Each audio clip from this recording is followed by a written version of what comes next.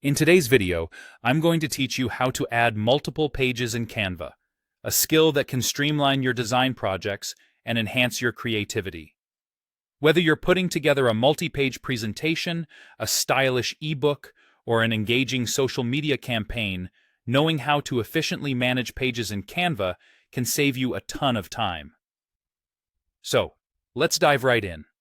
First, make sure you're logged into your Canva account and have a design open that you'd like to work on. This is crucial because you'll need an active design to add new pages effectively.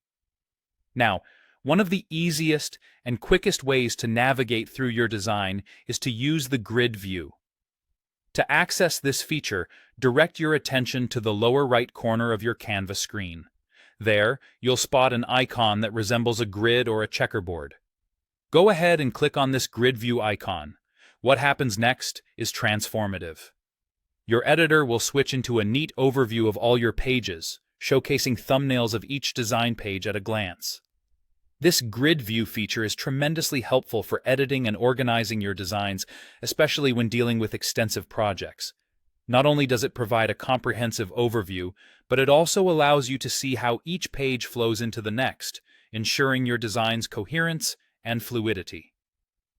Once you're in grid view, adding new pages becomes straightforward. You'll notice a small plus icon next to the current pages in your design file.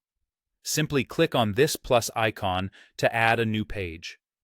Canva will immediately create a new blank page and place it at the end of your current design.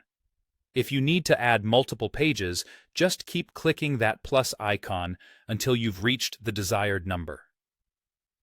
Adding multiple pages in this manner is seamless because Canva automatically organizes these new pages into your existing design layout. Each new page is a blank canvas, ready for your creativity, whether you're importing images, inserting text, or utilizing any of Canva's numerous elements and templates.